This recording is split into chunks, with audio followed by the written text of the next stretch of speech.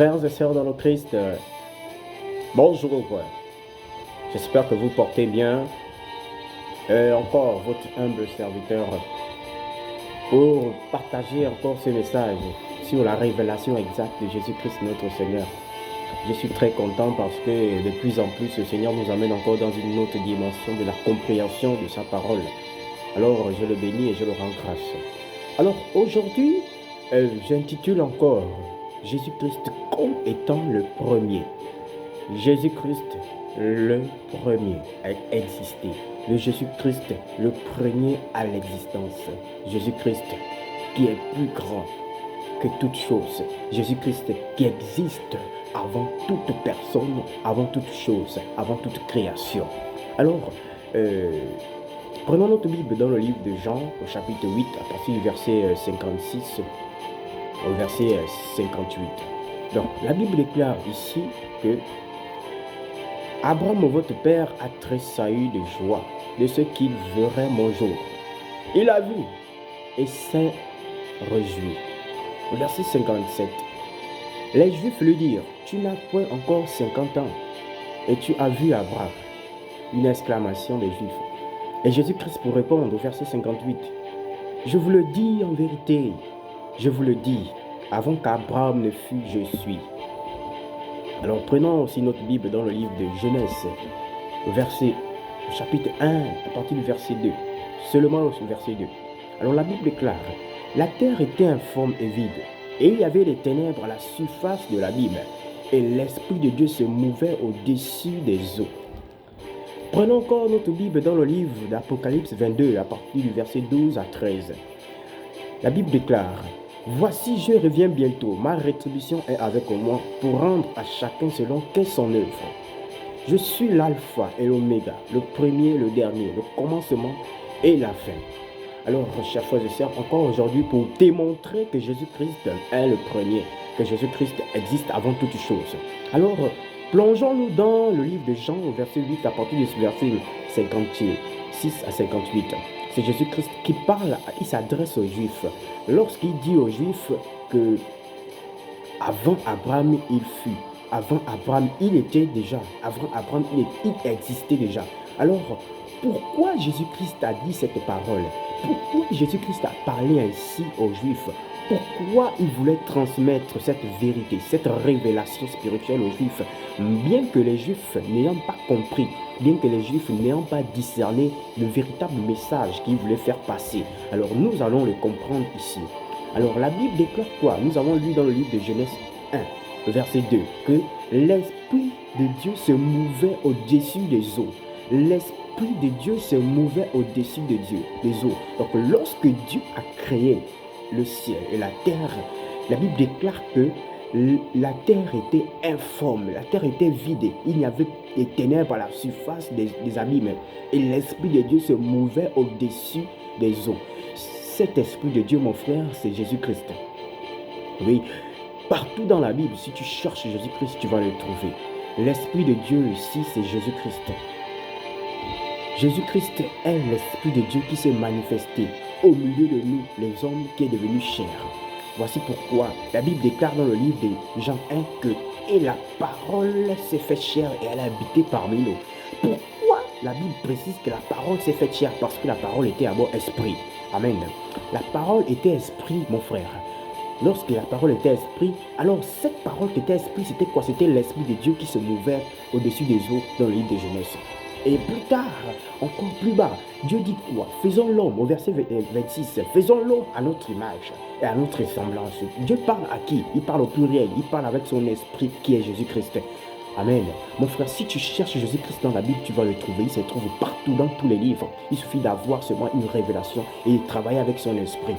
Alors ici, mon frère, encore démontrons que Jésus-Christ existe. Jésus-Christ est le premier à la création. Jésus-Christ n'existe pas avant.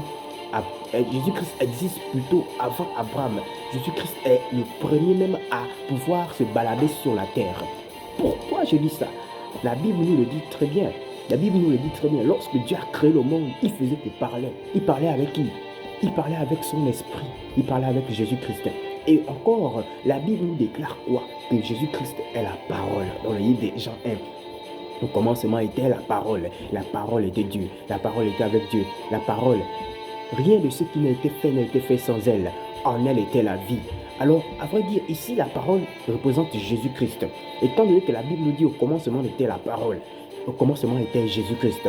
Et ici encore, dans le livre de Genèse, la Bible nous dit quoi? Au commencement, Dieu créa les cieux et la terre. Lorsqu'il a créé les cieux et la terre, l'Esprit de Dieu se mouvait au-dessus des eaux. Cet esprit, c'est qui? C'est Jésus-Christ qui se mouvait, il s'est baladé. Mon frère, Jésus-Christ connaît les entrées et les sorties de la terre. Pourquoi? Il existait bien avant le jardin d'Éden. Le jardin d'Éden, avant que Adam et Ève ne puissent être créés, Dieu a d'abord créé le jardin. Il a d'abord créé tout ce qui se trouvait dans le jardin. Et lorsqu'il crée le jardin, il met l'arbre de la vie. L'arbre de la vie dans notre jardin est représenté comme étant Jésus-Christ. L'arbre de la vie, c'était Jésus-Christ. Pourquoi? Pourquoi les anges, pourquoi les chérubins étaient en train de garder Jésus-Christ? Pourquoi les chérubins étaient en train de garder l'arbre de la vie? Jésus-Christ dit quoi? Que je suis le pain de vie. Celui qui mange mon pain n'aura plus jamais soif, n'aura plus jamais faim. Voici pourquoi les anges étaient en train de garder cet arbre, l'arbre de la vie. Pourquoi? Pour qu'Adam et Ève ne puissent pas manger cet arbre, afin qu'ils ne puissent pas vivre éternellement. Voici pourquoi Dieu a placé deux chérubins. Et ces deux chérubins étaient en train de garder Jésus-Christ dans le jardin d'Éden. Ces deux chérubins étaient en train de protéger Jésus-Christ dans le jardin d'Éden. Autrement encore, dans mes enseignements, je disais que lorsque Moïse a eu l'ordre du Seigneur de dresser le tabernacle, la Bible déclare que Dieu a précisé à Moïse d'établir deux chérubins, l'un à gauche et l'un à droite. Ces deux chérubins étaient en train de protéger quoi? Le tabernacle. Le tabernacle est représenté par quoi? Par la présence de Dieu.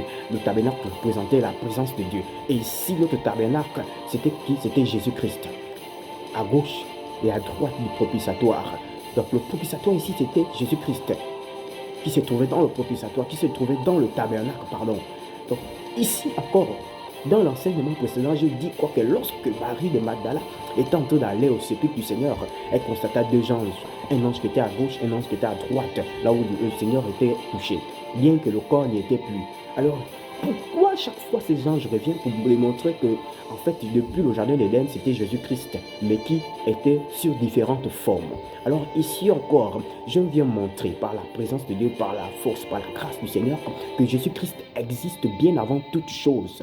Jésus-Christ existe avant toute création. Jésus-Christ est même le Créateur. Voici pourquoi il pouvait dire aux Juifs qu'avant qu'Abraham ne fût, il était déjà. Bien que les Juifs ne l'ont pas compris. Les Juifs n'ont pas compris cette révélation qu'il faisait passer. Mes frères, aujourd'hui, toi, tu as l'occasion d'avoir cette révélation. Les Juifs ont manifesté un comportement charnel. Alors, je prie que tu puisses saisir ce comportement, que tu puisses saisir cette révélation, tu puisses saisir ce message, non dans la chair, mais dans l'esprit, afin que ton esprit puisse être vivifié. Matthieu dit quoi dans ce Saint d'Écriture? Matthieu dit que l'exercice physique est moins que l'exercice spirituel. Alors, nourrissons-nous plus de l'esprit, au lieu de nourrir plus notre chair, au lieu de nourrir plus notre corps physique, nourrissons plus notre esprit et marchons selon l'esprit. Pourquoi marcher selon l'esprit? C'est en faisant les choses de l'esprit que nous allons discerner toute chose qui se fera dans l'esprit. Alors ici, mes frères, les Juifs n'étaient pas en esprit, les Juifs ne manifestaient pas la présence de Dieu en esprit, raison pour laquelle ils n'ont pas cerné la révélation que Jésus-Christ voulait les faire comprendre. Ils étaient obligés de demander à Jésus-Christ avant que tu es plus grand qu'Abraham. Es-tu plus grand qu'Abraham, notre Père? Oui, je te dis que Jésus-Christ est plus grand qu'Abraham. Jésus-Christ est plus grand qu'Adam et Ève. C'est Jésus-Christ qui se baladait lorsque Dieu a créé le ciel et la terre. C'est Jésus-Christ qui était dans le jardin d'Éden, que les chérubins étaient en train de garder. C'est Jésus-Christ qui représentait la présence de Dieu dans l'arche que Moïse a dressée. C'est Jésus-Christ encore qui était au tombeau, lorsque Marie de Magdala, qui était protégée par les deux anges, lorsque Marie de Magdala est allée chercher et allée faire la toilette du Seigneur, pour dire encore, mon frère, que Jésus-Christ, il existe vraiment. Jésus-Christ existait depuis la création. Avant même que Dieu ne puisse créer toutes choses, Jésus était auprès de Dieu. Pourquoi Jésus-Christ représente la parole de Dieu? Et lorsque tu parles, ta parole te représente. Autrement dit, Jésus-Christ représentait Dieu. Il représente Dieu. Et il s'est fait chair. Cette même parole qui était esprit est devenue chair au milieu de nous. raison pour laquelle les Juifs n'ont pas compris. Pourquoi? Parce qu'ils n'avaient pas cette dimension spirituelle. Ils ont cru voir Dieu venant avec un gros royaume, avec des anges. Ils ont cru voir Dieu descendre avec une armée. Mais non, Jésus-Christ est venu comme un fantôme. Jésus-Christ va revenir comme un fantôme, comme un voleur. Mon frère, ma soeur, prends cette révélation et fais de cela ton cœur. Fais de cela cette révélation et tu la manifestes réellement dans ta vie, réellement dans ton cœur. Merci, merci vraiment. Merci, que Dieu vous bénisse.